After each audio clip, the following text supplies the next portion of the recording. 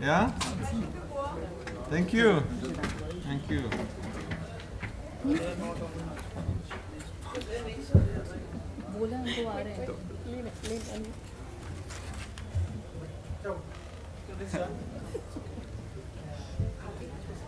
Yes.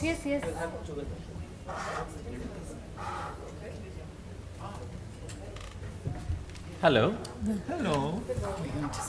We have to squeeze in a little bit. Thank you guys. Yeah. Hello, nice to meet you. Anna? Yeah. You're from Germany, right? Yes. But I was.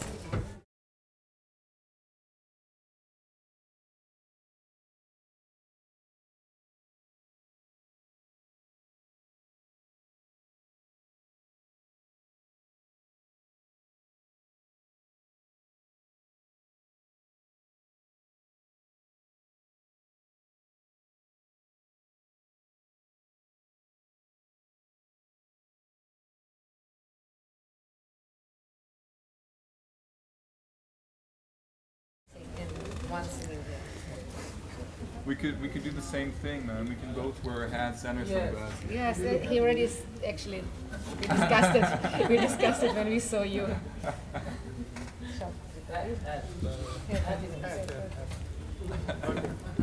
Alright, cool. We're all supporting the same place of existence.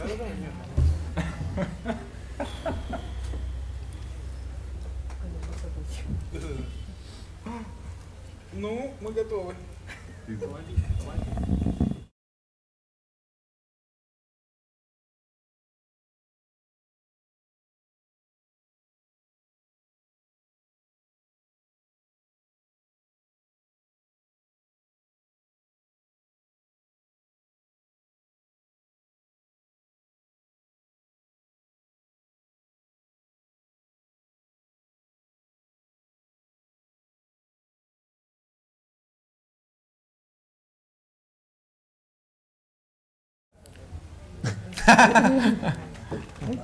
Good afternoon, everyone.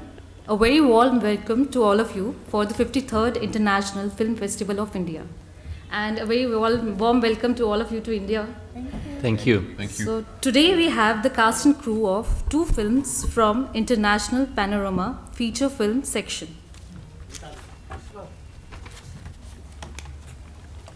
First one is a German movie named Distance. It is directed by Lars Knorr, produced by Felix Leiberg, and we also have cast with us Hannah Elichman and Lucas Englander. Sorry, I pronounced it right. Okay.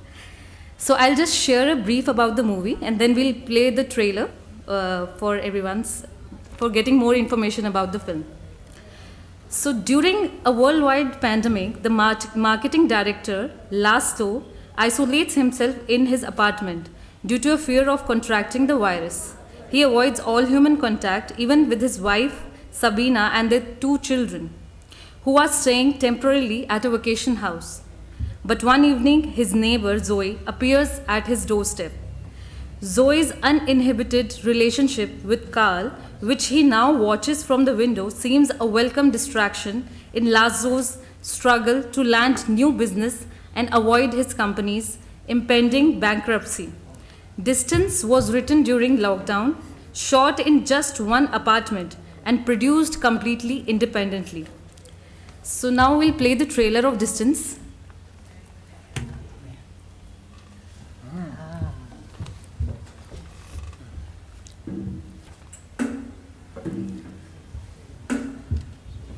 Ihre Marke muss jetzt relevante Beiträge posten. Das muss nicht viel kosten. Nein, das geht alles remote. Lies dich doch selber als fucking Gartenschwein und du kommst den sowieso weg. Wo ist denn die Mama? Ich will nicht mit dir sprechen. Du kannst echt froh sein, dass du in sicherer Distanz bist. Ich will jetzt verdammt nochmal, dass du hierher kommst. Also um ehrlich zu sein, habe ich eine Wette mit meinem Freund, dass ich es schaffe, bis in deine Küche zu kommen. In die Küche. Eine Infektion wäre jetzt echt lebensbedrohlich für mich. Für Risikogruppe hast du dich aber ganz schön gut gehalten.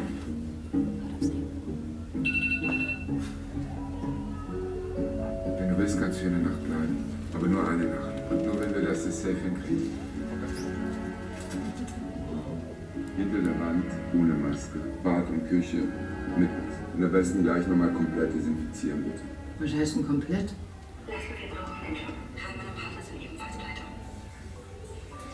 Was geliebt werden kann am Menschen, das ist, dass er ein Übergang und ein Untergang ist. Und wer sagt eigentlich, dass der Übermensch nicht eine Waffe ist?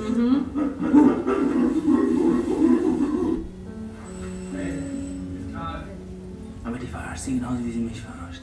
Das sind alles hier Mindgames. Werd dir das mal klar?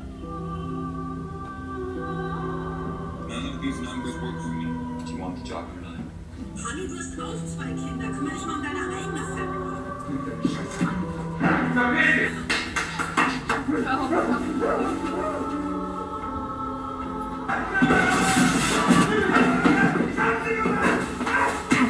Mein Vater hat 57 Menschen sterben sehen.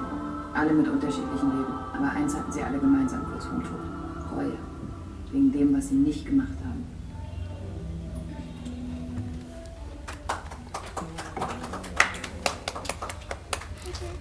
I would also like to share that Distance had its world premiere here in IFFI yesterday. So the floor is now open for you all. Lars, would you like to share something? I mean, go ahead, just ask if you know. I don't know if anyone has seen the film yesterday, or is there anyone who saw the film yesterday? No. Okay. Or what do you pick up from the trailer? Anyone? Yeah. Please? Yeah?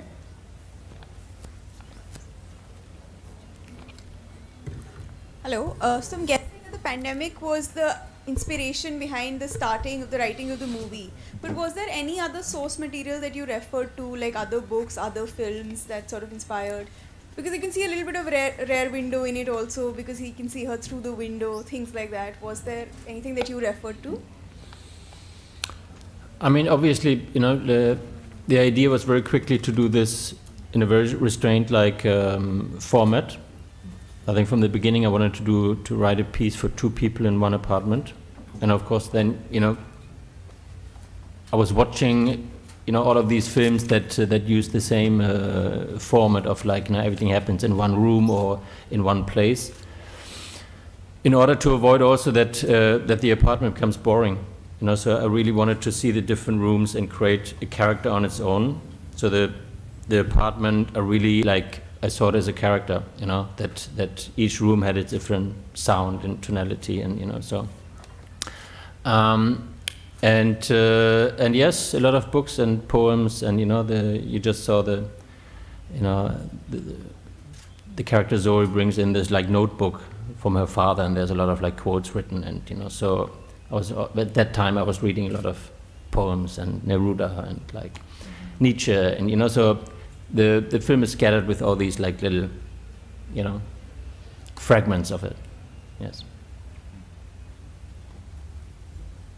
So in the introduction, it was mentioned that the film was shot during the pandemic, right?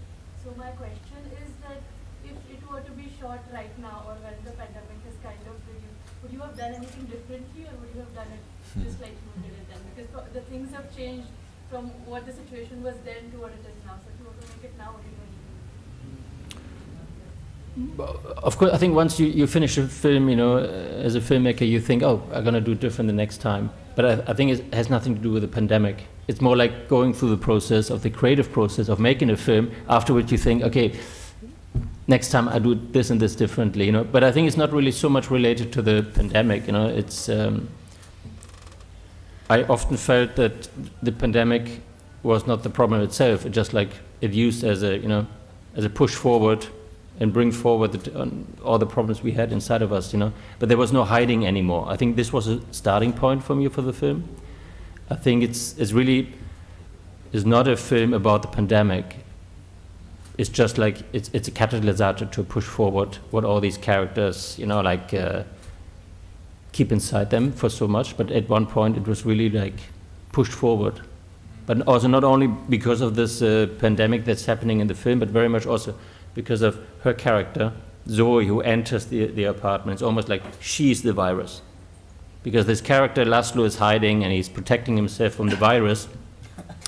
And this character, you know, like Zoe, what the lovely Hannah Ehrlichman is portraying, for me very much, she was the danger. She was the virus who enters at one point into the apartment. You know, this character Laszlo is doing everything to protect himself, so he doesn't see his family. He keeps himself locked up in this apartment. He puts a mask on. You know, you see like a complete suit to not get an infection. But then again, through the circumstances in the film, he lets her in, or her character.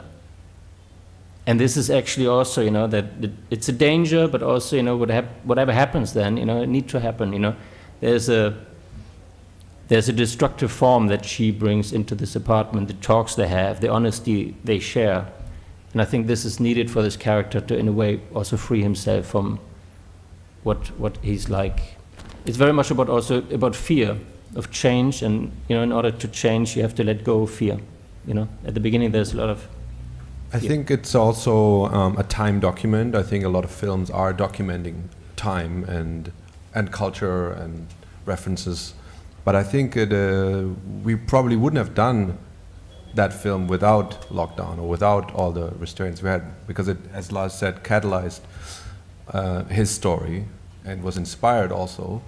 But it's a very personal story of Lars, and I would say we also wanted to be very fast. So when he gave me the script, it was 3 months later that we shot already, still in lockdown, and we also wanted to finish, because we thought that's a piece of time, a moment in history that we want to capture in a creative way on film. Yeah, I saw a lot of colleagues, like when the pandemic started, I saw a lot of colleagues shying away from shooting people in masks because it seemed like very uncool. And people were like, oh yeah, no, let's wait, you know, like, and everything came to a stop. And we were really, while I was working on the script, and Alexander, who was involved very early on, and we had a lot of talks, Alexander, who plays Laszlo in the film, we were asking around, like, who's working on a pandemic film? Who's working on this subject? And everyone was like on hold and very scared, because it seemed so uncool, at least in our environment, or back then in Germany, to do a film about this. You know, because we all projected, like, okay, maybe it takes a month or 2 or 3 months, but doing a film takes a year. So do you really invest in this now, you know? But then again, and normally I would say it's also not my style. It almost like it wrote itself. I don't know where this came from. Normally I would not do this. I also would say that's very uncool to show people with masks. But then also I think it was obviously, we all know, a life-changing moment for humanity. It's our duty to put this somewhere. If you're a musician or a photographer or a filmmaker or a writer, you know, I think it really felt like you cannot ignore this in your work. You know, you have to put it somewhere, and regardless if it's uncool or what format you choose, you know, you have to put it somewhere. And yesterday, a woman came up to Lars, hugging him and crying and saying, "Thank you so much for this film," because I think she could reflect or see herself in it, and we're really happy to. I mean, those moments where I think we're here to make films, to reach people and to connect and share. Thank you.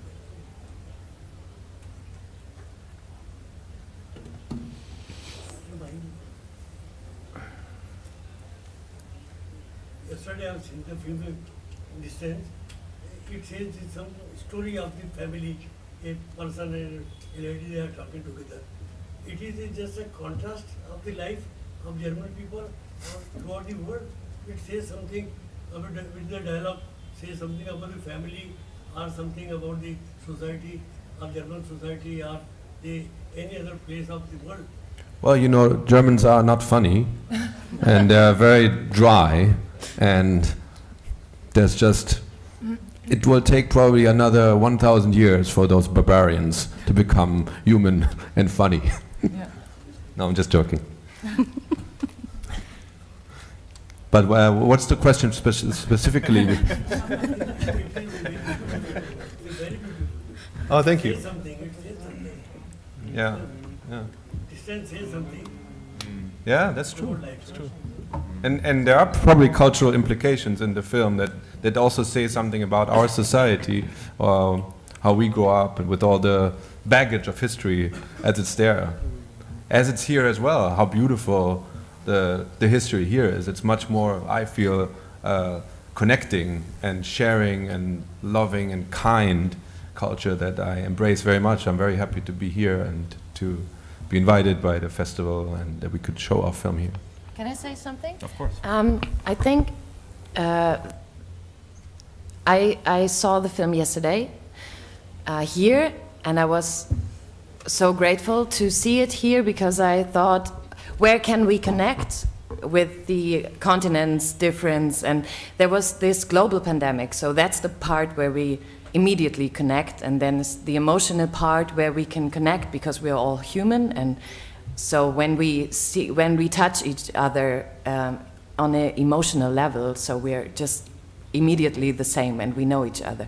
So I think part of the film is the German way to being afraid of your emotions and about talking about your emotions.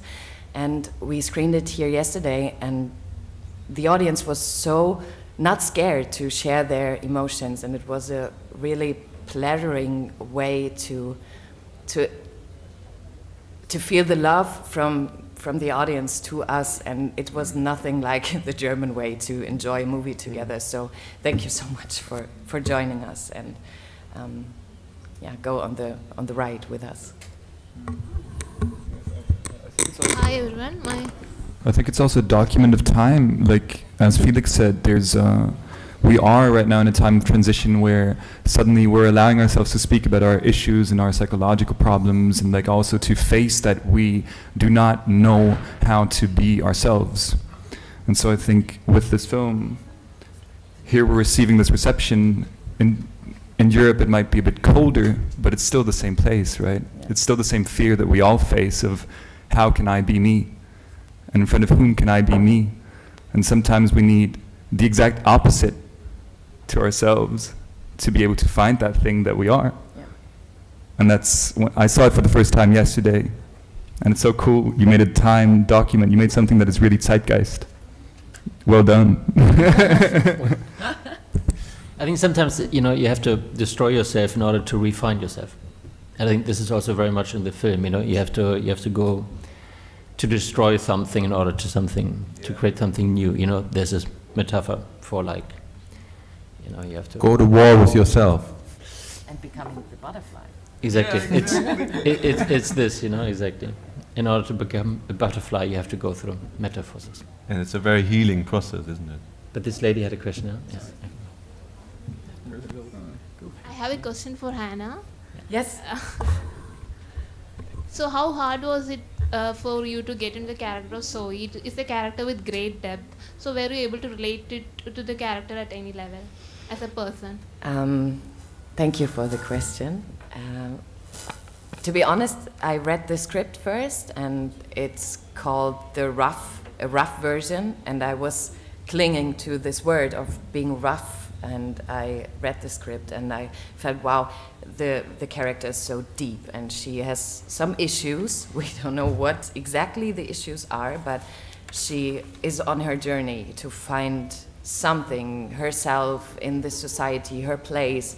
And while shooting, I had the feeling the character, she took the lead over me. So she was doing it on her own, and I was in a safe space with Lars and all the other guys around us, and I can't remember everything from this time because she took over. So it was not hard to play it because she did it. Thank you. Okay, please. I have a question for Hannah and Lucas. What was the experience like shooting in the pandemic with all safety precautions? But I mean, I'm guessing you guys were in a bubble while shooting it. But could you just share the challenges of shooting in a pandemic? And I think Felix and Lars can also come into this. Yeah. Mm-hmm. We did the regular process of isolating before shooting and testing every day and living in this bubble and have no contacts to outside people. So it was a little lonely for family life, but also we had this film temporary family where we stayed every day for 18 hours shooting. So it was fine, and we felt safe. It was a wonder, nothing happened. Yeah. I shot 10 projects last year. I was with these beautiful human beings for one day, and I was at, I think, 2 parties last year, 2 places where I was dancing and with human beings. It's not cool, and it's not like as if it stops. It stops on some productions, but I just shot a project for 5 months where we were testing every day.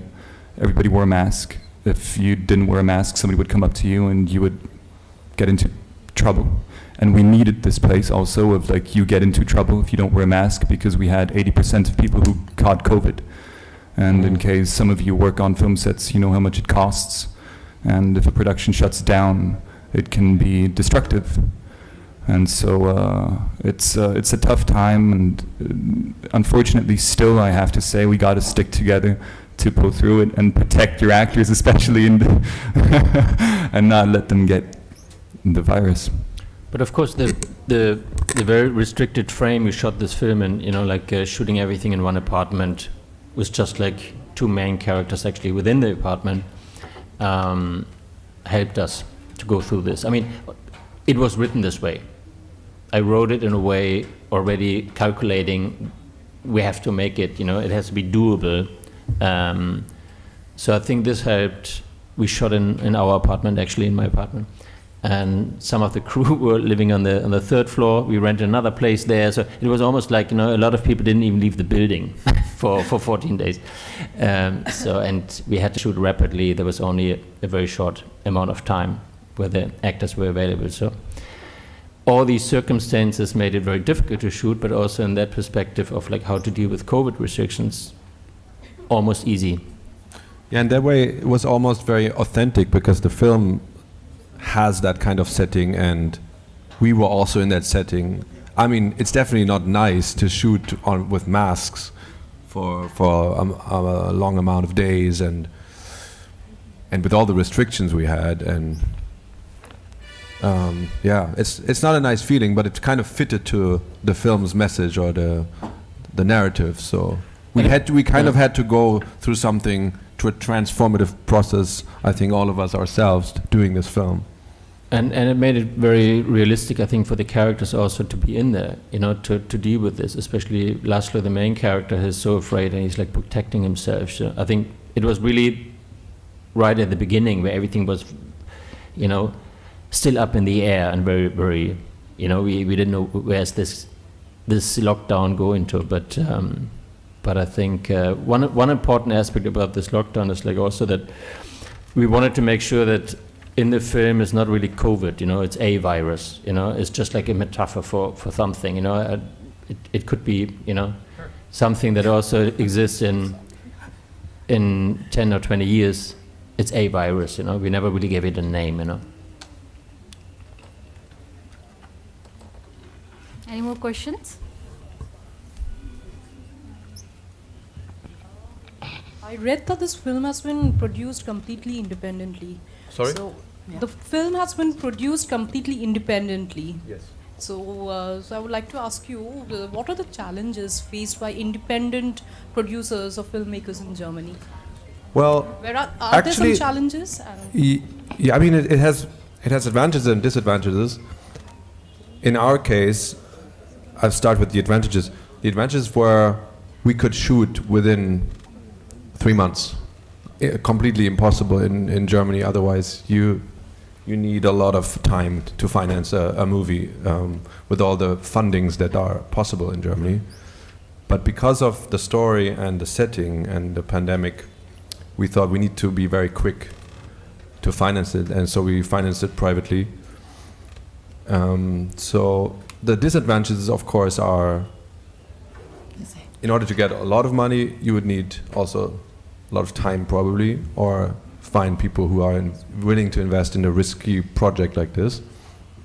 So we had constraints in terms of financing the film, and there are not a lot of films actually being produced this way because of the fundings that are available in Germany. Not a lot of people go through something like this. But today I heard of another film who went through something very similar to that. So it's great for people to do that, because otherwise projects like this wouldn't exist, I believe. Yeah, dare to make movies. Dare to make movies. Yeah. I would like to interrupt now because Yes. we also have Thank you very much. another beautiful movie called Happiness. Hello, happiness. Happiness is a Kazakh movie, and it has been directed by Askar Uzbayev, and we also have producer with us, Anna Kachkov. The film is about a vicious circle of domestic violence in a small border town in Kazakhstan. The couple has been married for 23 years, during which the wife has been constantly abused and raped by her alcoholic husband. Their daughter is about to get married and gets into the same marriage trap as her mother. Is there a way out of these circumstances? Who will take the lead? Can we play the trailer? Әйелдердің көпшілігі қалай бақытты болсам деп ойлайды. Біздің компанияның басты мақсаты сізге оны табуға көмектесу. Бастамас бұрын барлықтарыңызды көздеріңізді жұмуды сұраймын. Қорқпаңыздар. Қорқатын ештеңе жоқ, қыздар. Енді қыздар, кім өзін бақытты болуға лайық деп санайды?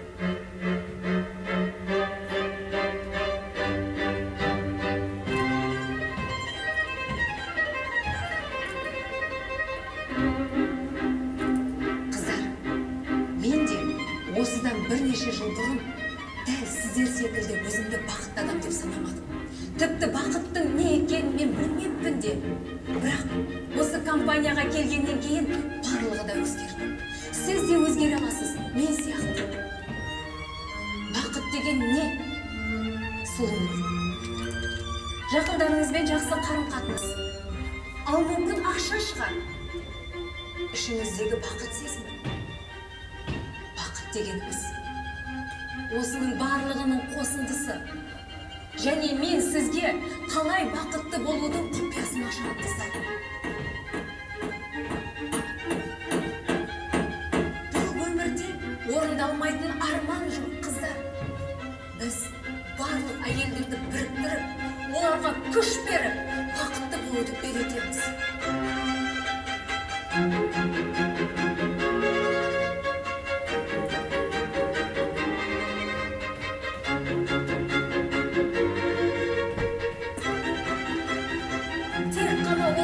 Көбірек уақыт қажет деген сөзді естеріңізден шығармаңыздар.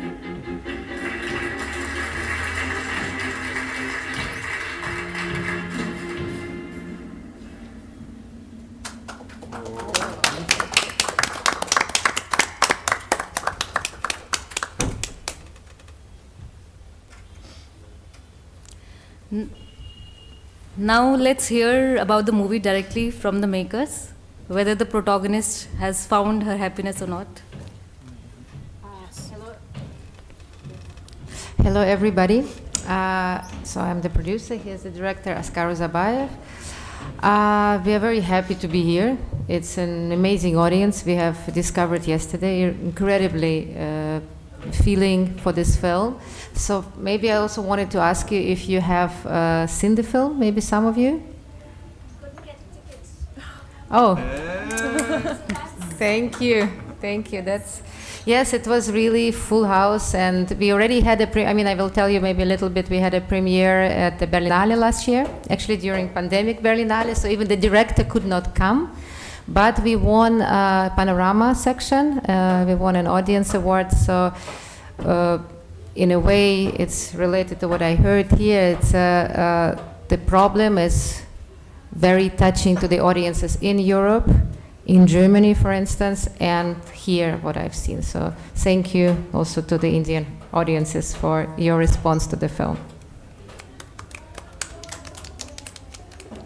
I don't know if you have questions or...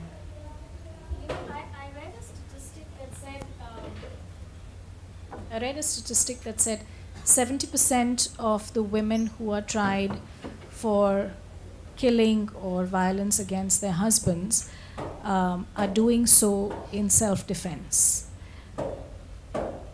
you've made a film. I know it's out of Askar's usual kind of content that he has dealt with so far. You've dealt mostly with comedy and drama, not so much with socially relevant subjects. How deeply prevalent is this in society? And if it is so prevalent, what is the role of the father in any household? Yes, thank you for the question. I would love Askar to respond it because he is a man from Kazakhstan. Вопрос все-таки в том, что как такая огромная статистика, что женщины там самое, и какая роль мужчины вообще в семье казахстанской. Я хочу, что ты ответила на это. И вообще как бы. I will translate. We don't have a translator, so I will try to translate also. You will hear from him also. Huh? Speak in the mic. Говори тоже. По-русски микрофон. Okay. Ну, мне кажется, в любом обществе роль мужчины и женщины в институте семьи, она на самом деле очень важна. И я говорил о том, что женщины воспитывают таких абьюзивных мужчин, и это одна очень большая общая проблема. So the institution of family is incredibly important in every part of the world, we know, and it's very difficult, and in a way it's also, we talked a lot about it in the film and yesterday with the audience, that it's actually a vicious circle, and actually these abuses are raised by women in their families, and it goes on and on and on.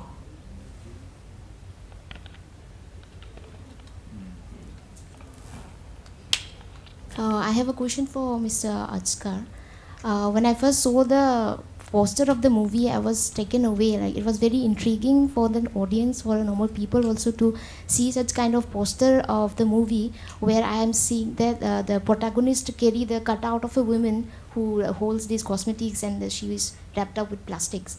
So it's very intriguing, and to deal with such kind of topic of domestic violence, I want to know what is the process and what exactly would you want to message by choosing such kind of posters. It's a very strong message behind that, from that particular poster of the movie. So what do you actually went through the process of selecting the posters of that movie?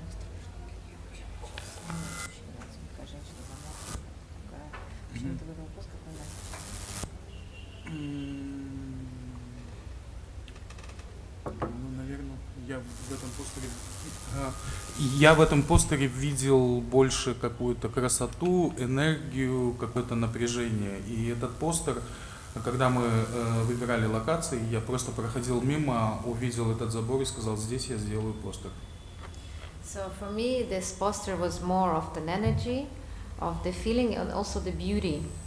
When we were shooting, looking for locations, I walked by some kind of a wall outside, and I said, this is where we're going to make a photo for the poster. And also I would like to add from that on the poster, this lady which is wrapped, it's a very big celebrity who is also one of the producers of our film, the producer of our film. She couldn't come here, but she is a very big celebrity in Kazakhstan, probably the #1 blogger and TV celebrity, and she has been through the terrible Home Violence Act some years ago, even, and maybe this is something we want to mention. She's also ready to talk about it. When it happened to her, and imagine she is like someone who is every day on TV, who has millions of people following her on Instagram, and she's been married for 20 years, and this is something that happened to her, 2016. She's very, very beautiful person and actress. It was a big shock for the whole country. So we wanted also to use this opportunity together with her and with Askar to promote and to fight for the law. The law is not existing yet. The actual law of decriminalization, it's not protecting people yet, as of yet. So in a way, I mean, it's her personality is the one who is wrapped, you know. So it's also for the people in this region, because everybody knows her and everybody knows this very sad story. it was a big statement also. In connection with my first question, Yes, exactly. She said because she almost died. It was very long process of her surviving this. She was almost killed. And when she survived after like a year in a hospital, she said, there is something I survived for, so I should make a statement with this. in connection with my first question, how tough and how difficult it is to make a movie and such strong message, such strong topic in Kazakh, like. Ну, во-первых, не опасно, во-вторых, просто существует такая огромная проблема, о которой мы говорим. И самое страшное, и самое, наверное, важное в этом, мы должны понять в этом фильме, самое важное, что мы в этом живем, и вы в этом живете. Yes, the strongest message for me was to understand and to explain to everybody that we live in this kind of violence, and you live in this kind of violence, and probably most of the world, unfortunately, live in this kind of violence. And it's not dangerous to shoot this kind of film in Kazakhstan, but as a producer, I can say that this was there was absolutely no state money, because Kazakhstan has a lot of state money and there is financing available, but this film was not supported by the government, and we didn't expect it to be. It was fully privately financed.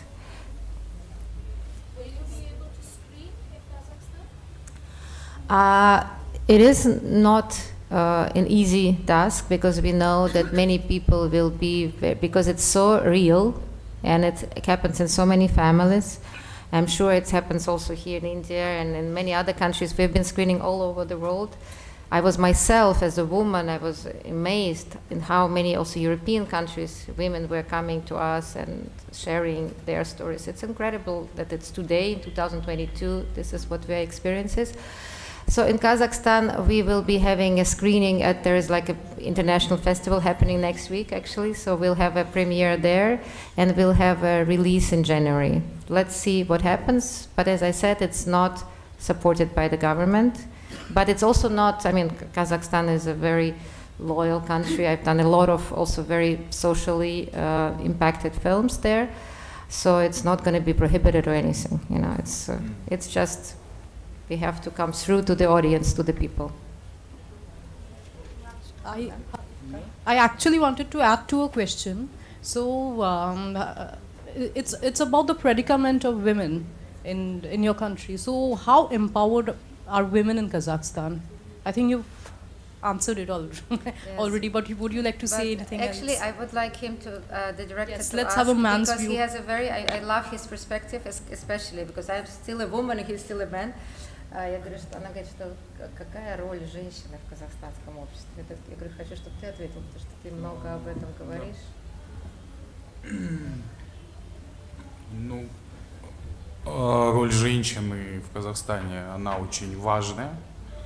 Мы все воспитаны нашими матерями, и женщина является, наверное, сейчас в современном Казахстане героем, которая просто пытается сделать так, чтобы мы прогрессировали и жили дальше. Это женщина в Казахстане очень важна, и при этом она терпит очень много насилия и всего, что заключается в том, что человек отдает себя полностью для того, чтобы у нас все было хорошо.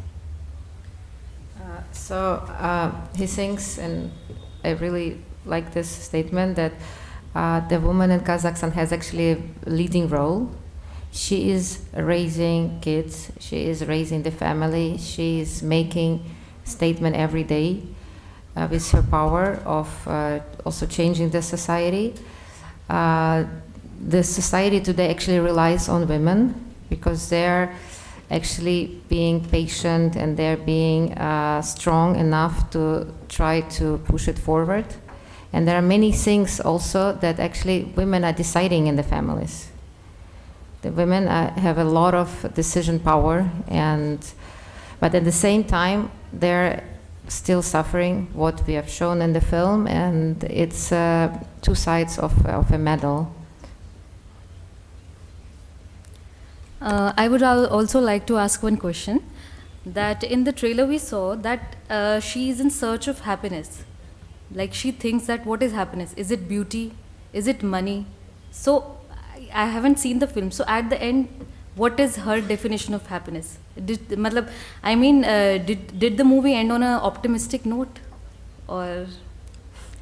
No. Yes, he is adding very important, because there is a name in Kazakhstan, Bakhit, and it's a name, a very common name, and it's for women and men, both. Okay. So for us it was also important, the name of the person is the name of the film. Of course, the title is kind of the controversy of the actual things what happened in the film, but it's very important for us to show that it's actually a vicious circle, and we think that this woman can never find happiness, and she's in her late 40s, and she's been all her life living with someone who's been violent, and she becomes actually at the end she also becomes violent. She has it in her. I don't think personally it can be cured or changed once the person has suffered, and she didn't leave him when he was young. She stayed with him, and at the end she stays with him. And the last shot of the film is when they close the door and they stayed in their apartment, even though they're unhuman, both of them are not human anymore for me. But they have a daughter, and we see the daughter might be changing, and then we see the baby coming at the end. So in a way, I think it's, we know that the character is kind of formed in people, they say until 6-7 years old, right? This is when you're raised in the family, and I know all of you who have kids have probably had this experience. So truly, I believe I met many women in Kazakhstan. We also worked with a scriptwriter who went to jails, and she met with hundreds of women who suffered and who actually killed their husbands. As you said, they were in prison for self-defense. But I personally believe that maybe if we start raising this question and children are raised differently, men and women both, so maybe there will some change come at the end. So there is some happiness, but unfortunately it has a lot of work. It needs a lot of work to do. Yes. Thank you.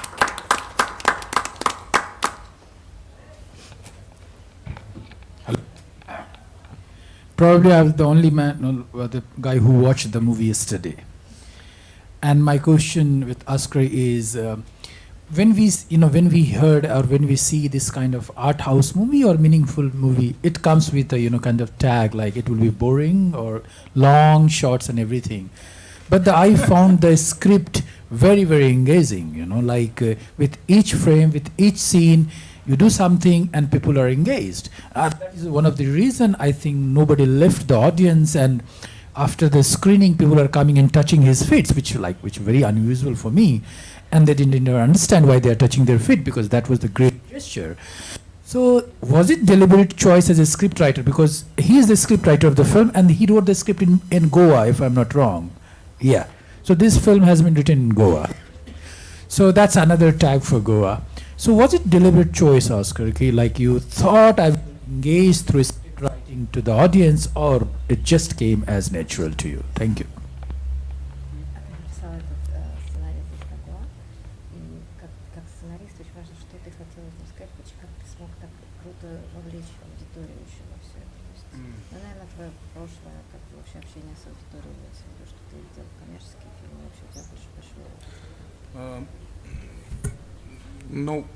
Мне кажется, всегда для кино очень важно то состояние, в котором ты находишься. Я снял кучу комедий, снял очень много народного кино, и я закрыл эту тему для себя. Сейчас я для себя открываю авторское кино.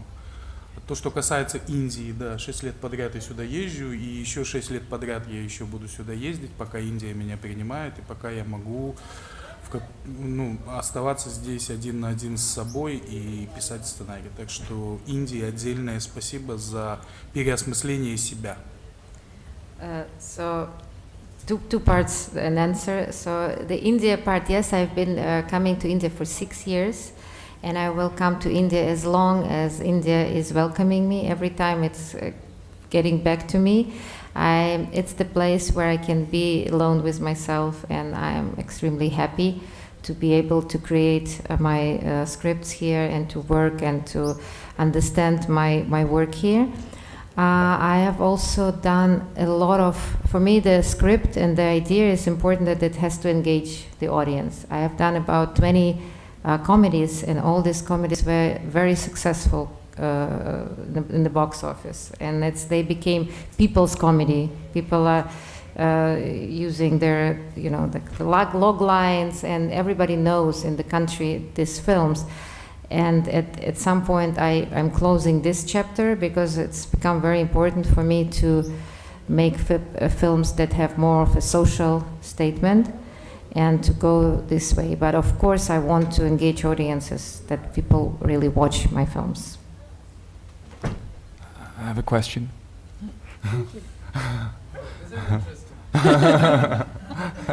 He's like, oh no.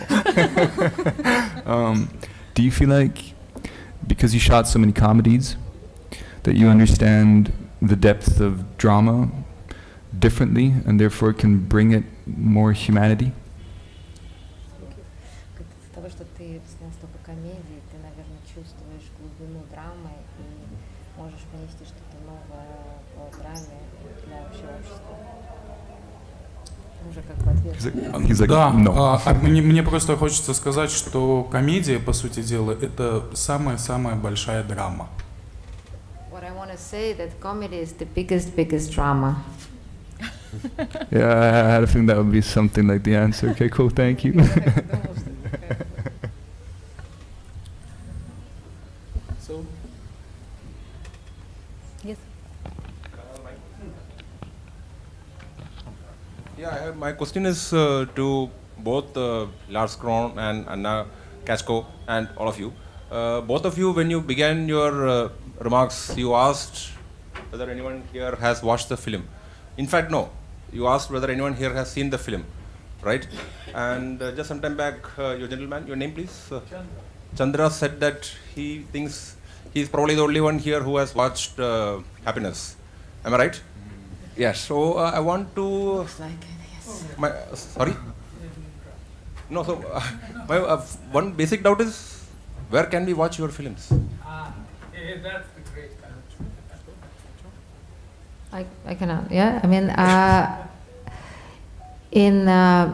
yesterday was really like a very big presentation here, so unfortunately, but it was full, and for us it was very impressive. The hall was bigger than the hall for Panorama in Berlin, and it was full, and people didn't leave. They all stayed and asked questions, so we are very impressed. I mean, very happy, and it's very important for filmmakers, especially of this kind of film.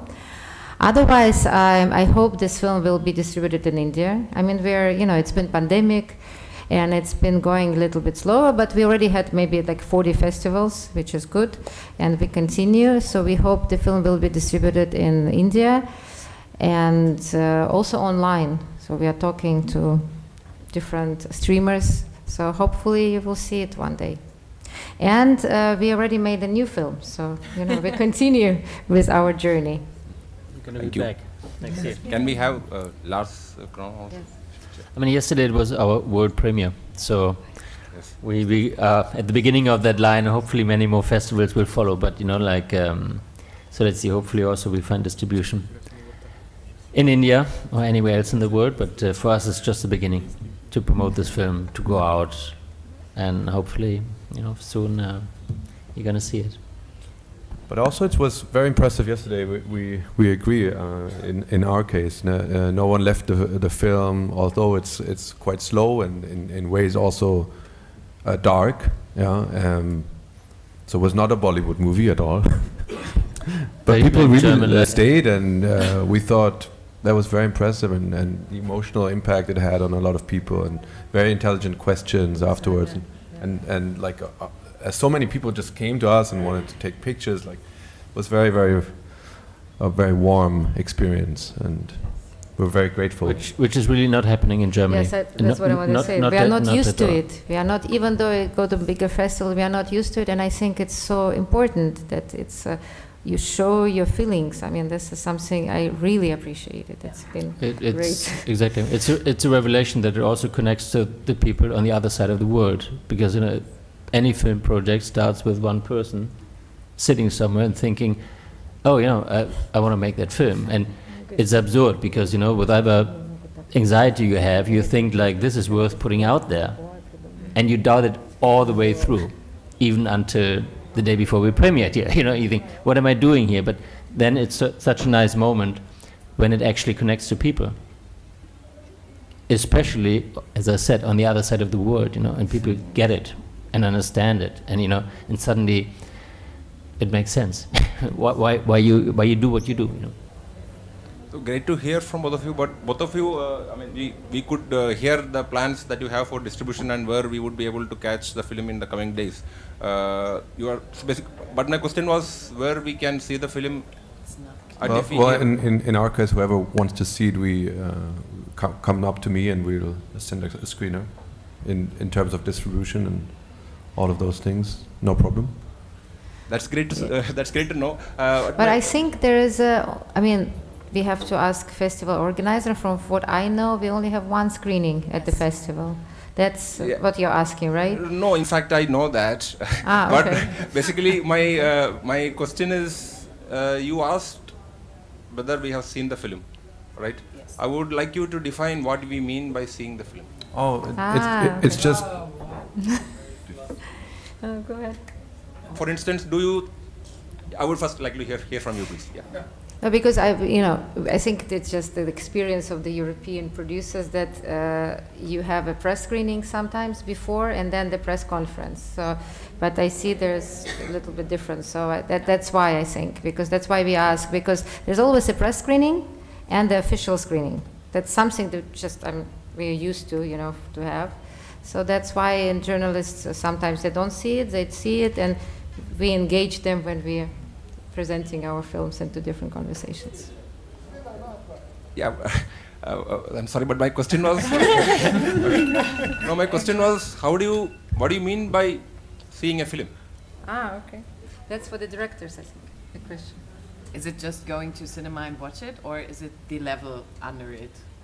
It is up to you to say. Okay. Well, coming and showing interest and showing up for watching the movie, I guess. I think it's something about a collective experience. I think sometimes it's like, I think of watching movies in a cinema is sometimes connected like watching a football game, because you're sitting in a crowd and you all watch the same things going on, and you start to get from your own body to become a collective body, like you're experiencing the same emotions or other emotions, but it's you're going to get connected to the people around you, and you're not leaving as you came in.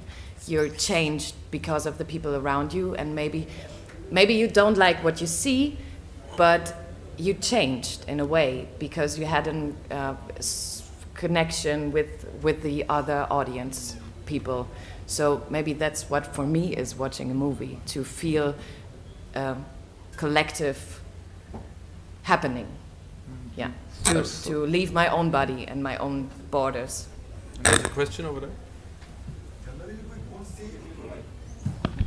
Generally, we don't see German films in India released commercially. Sometimes we get other films dubbed in English or something. Yeah.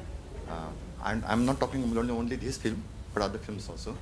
So, do German film directors, filmmakers, producers have any plans to release their films? Oh, we would love to release the film if there's interest, absolutely. Because this one is very fine film. Are you a distributor? No, I'm a film lover. That's why I like to watch films. Nice. We have Max Muller Bhavan in Pune, Goethe Institute, and we sometimes watch German films there, or in Film Institute also. Nice. That's why. Great. Interesting. Yes. And do you get to watch, I mean, can I ask a question? Do you get to watch a lot of European film as a film lover you are? In Pune, we organize, I mean, not me, there are people who organize European Film Festival. So Oh. we watch Polish Can we come? films, Can you invite German us? films, everything. I mean, I'm sure we are sitting here all together. We should make something together anyway. Yeah. You know, we just met here on stage. And there is So another we can- film festival also in Pune, so you can bring your film there also. If you have heard that film festival. That's very big, right? If festival. We'll make a movie, we'll call it Close Sadness. We would love to. I mean, I think the most important that what the guy said is when you make a film in some faraway part of the world from you, and then we come here and we see the response, and we can share some of our problems, of our feelings, and we get this response. So for a filmmaker, it's the best to be able to show your films. There's nothing better. What? You changed.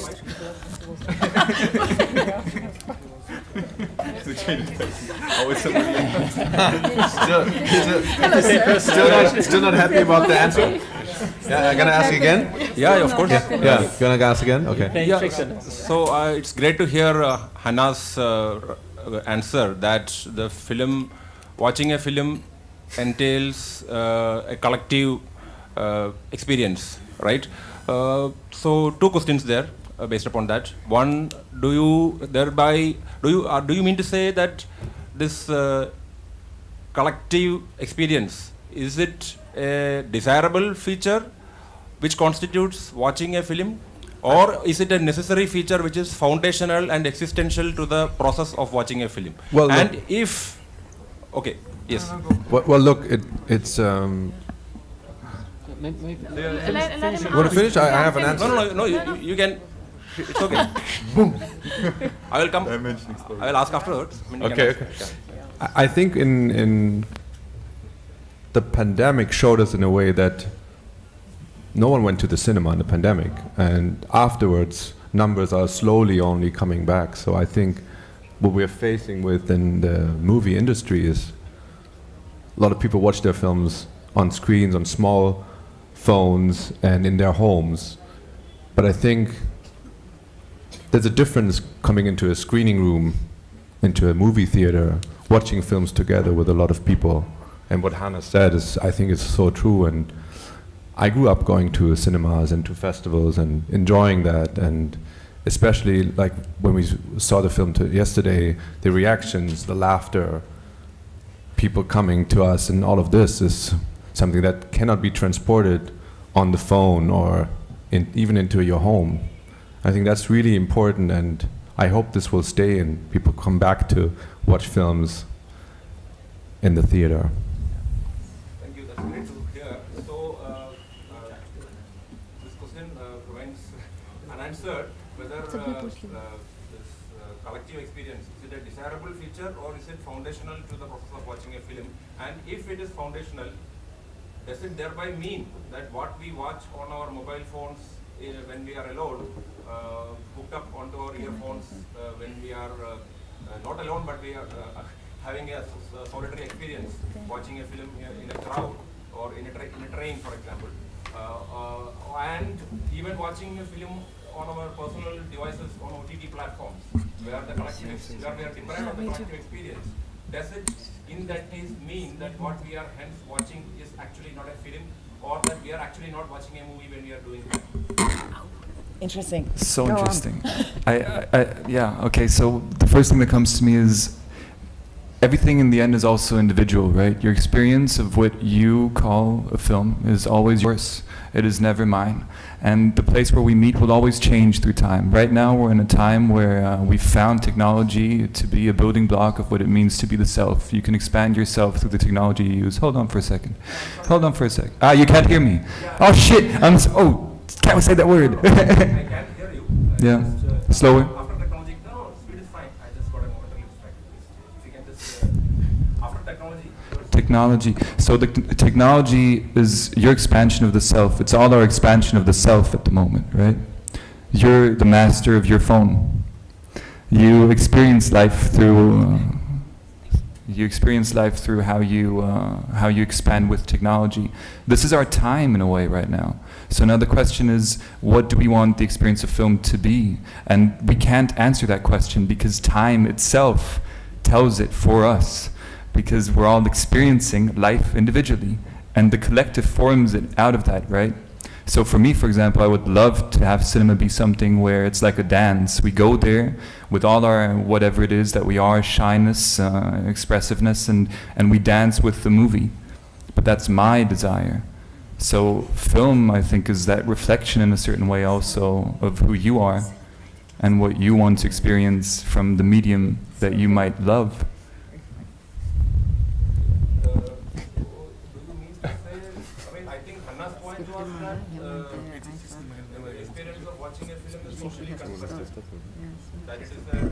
It's shaped by our collective experience and the way those experiences are shared with each other. Everything is your collective.